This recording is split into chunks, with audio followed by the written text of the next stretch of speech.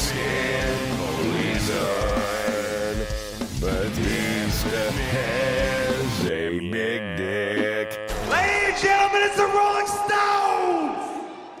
Ryan Van Fleet, it's 2017. Let's talk about the jobber of the year for 2016 into the cruiserweights count, because Tony Nese was the fucking worst. He might have been the greatest jobber of the year because that's all he was this year. He came in with his awesome body. I said, this guy's going to be the greatest superstar of all time. He turned into the greatest jobber of the year. He just came in, lost, put some cruiserweights over, and I'm a big fan of that. So if he's not the best wrestler of the year, he at least deserves to be in consideration for the best jobber of the year. Yeah, my problem with these cruiserweights is that I like big, sweaty men. Because I like big, sweaty men.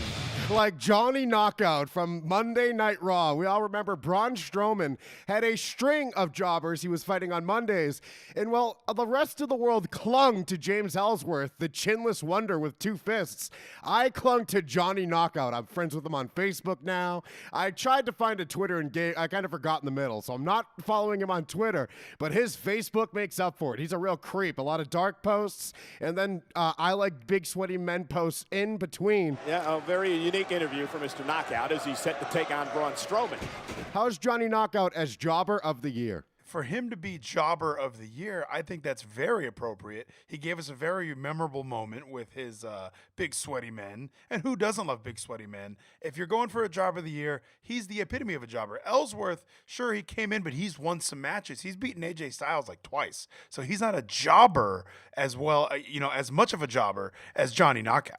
Three time. That's what James Ellsworth should start saying. He beat AJ Styles 3 times. So you're right. I don't think he qualifies as a jobber when you're pinning the champion every other week. He beat him more than John Cena did. He should start saying, I'm going to beat up AJ Styles, like AJ Styles would beat up John Cena. So, yes, I'm disqualifying Ellsworth, but there are a couple more, like the Milkman.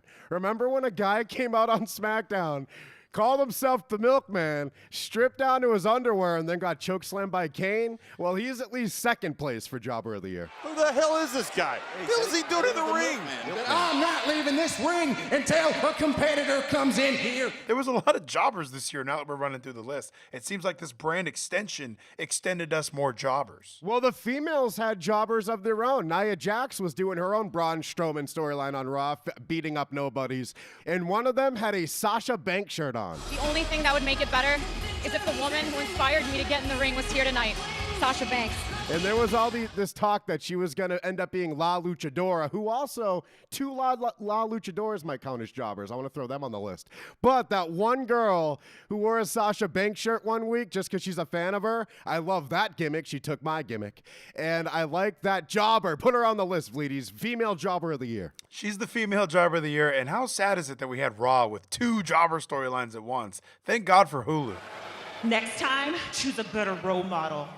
If we're talking jobbers, I just have to give another moment of silence for our boy, Curtis Axel, someone who had so much promise. Poor Curtis Axel, he was a jobber this year. Maybe we can resurrect him in 2017 with the help of DDP. How about his friend Aaron Stevens now? This guy who was Damian Sandow in the WWE, and the crowd acted like they liked him. It was the cruelest joke an audience ever played over and over again.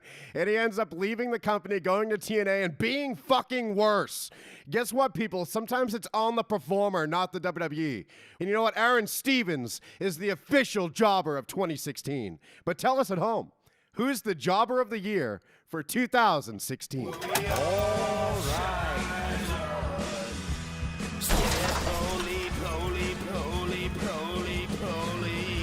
What in the world are you thinking of?